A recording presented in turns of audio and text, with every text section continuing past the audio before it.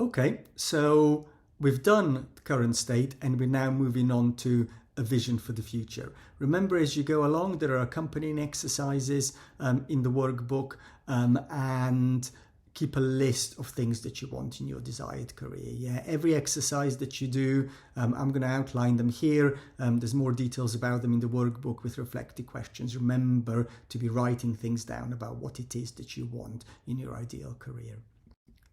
So one exercise that you can do is you can look at what your ideal whole life timetable looks like. So not just the work timetable, but everything that you do in your life.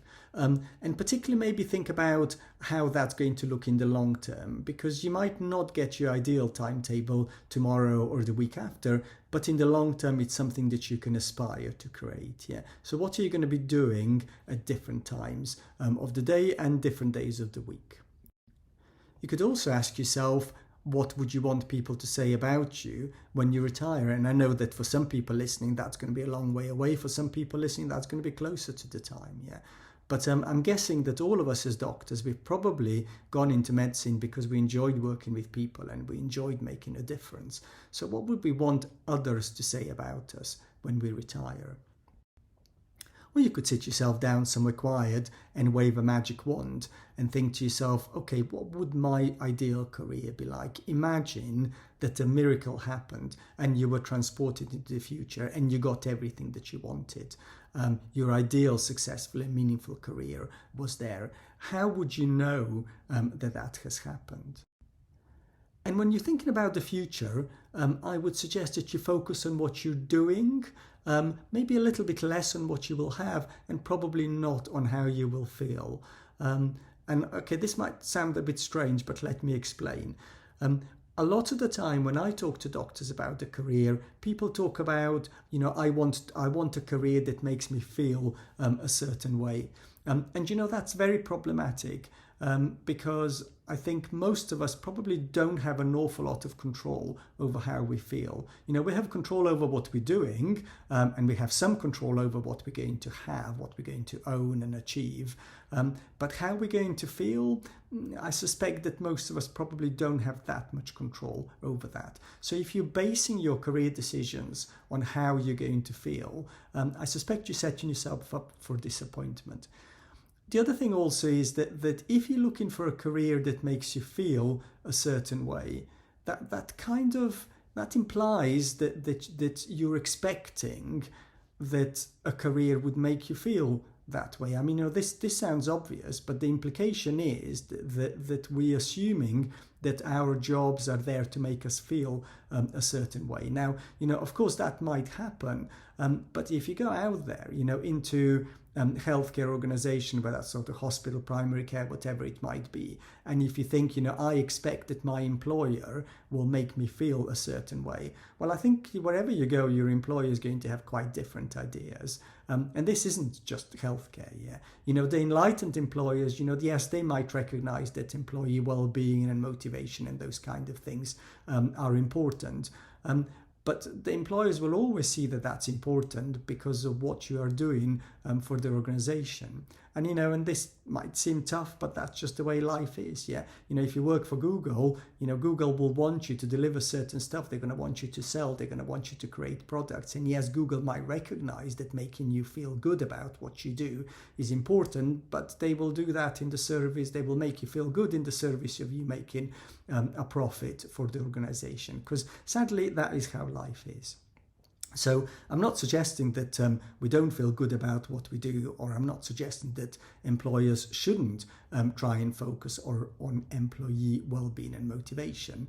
The reality is, though, if you are trying to create your own career based on how you will feel, I think you're hiding to nothing. For me, it's much better to focus on what you're going to be doing, because you do have control over that. Yeah. When you go into the workplace, what are you going to do? How are you going to behave? What kind of person you're going to be? That you do have control over. What that'll lead to, yes, you have some control. If you behave and do certain stuff, then hopefully you will own and have stuff as well. So that's okay. But principally what you do have control over is what you're going to be doing.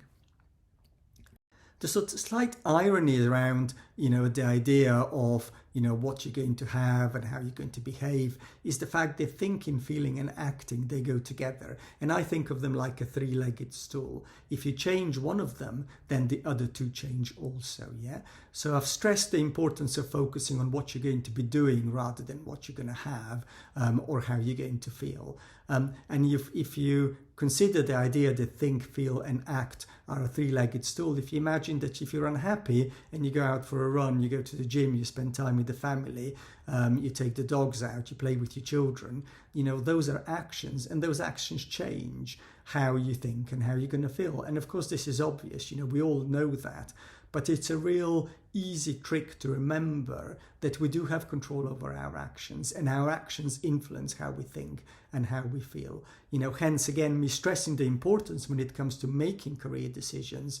Focus more on what you're going to be doing rather than on how you're going to feel. And certainly don't expect that anybody out there is going to be interested in how you feel. Yeah, the only person really that's going to be interested in that probably is going to be you. But how you create feeling a certain way, for me, that comes through how you acted in your behavior. Those things you have control over, focus on that, and then how you think and how you feel will follow. A really interesting concept when it comes to successful career is this idea of growth mindset and fixed mindset. And I'm sure that some of you will be familiar with that. And the idea here is that growth mindset means that life is a journey. We're developing, we're enjoying the moments as we go along, we are learning. And over time, we are continuing to grow, we're continuing to develop, and we're continuing to learn. The opposite of that is that we're not so much focused on life as a growing journey, and the opposite of that is fixed mindset, which is we are fixed on specific outcomes. So that might be, what am I going to have, what kind of house I'm going to have, what exam I'm going to have, how much money, what kind of car, how prestigious my job is, letters after my name, which hospital I'm going to work in. So those would all be kind of fixed things, stuff that I want to have, not so much about learning, but what I'm going to have in the future. And I think there's a bit of a problem when we have that fixed mindset where all the time we focused on our next achievement. The issue, unfortunately, is that as doctors, we are chosen, selected, rewarded for our ability to tick boxes. We get into medical school, postgraduate training, exams, annual appraisals, getting your next job, promotion. So our entire careers revolve around the next box that we have to tick. Yeah.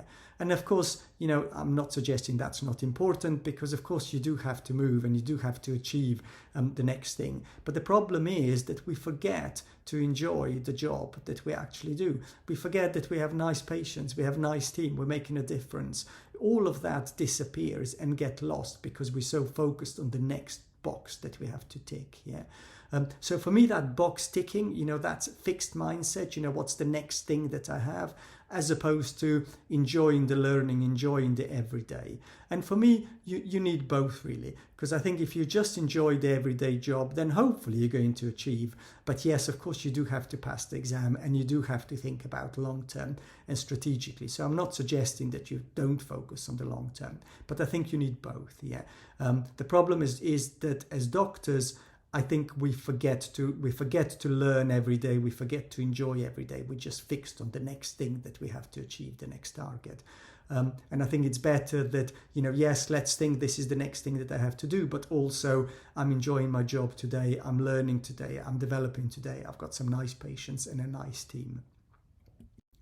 Of course, when it comes to work, whatever circumstances you find yourself in, there's different ways that you can look at that, yeah. And, and ideally, you want to be the person at the back, in this slide rather than the person at the front. And no matter where you find yourself, there's always opportunity to bloom and do the best that you can do. We all have aspects to our jobs that are not particularly enjoyable, and I'm sure many of us have been on placements, or some of you maybe are on placements when things are not great, it's not something you particularly want to do, or the circumstances are not great. But you always have a choice of trying to do the best that you can do, being the best kind of person that you can be. And for me, that's a really important mindset. Yeah. So bloom wherever you're planted. Relevant here when we're talking about fixed mindset and growth mindset is also the idea of goals. Yeah, so remember I talked about growth mindset as being focused on the learning journey, the everyday, as opposed to fixed mindset being focused on the future.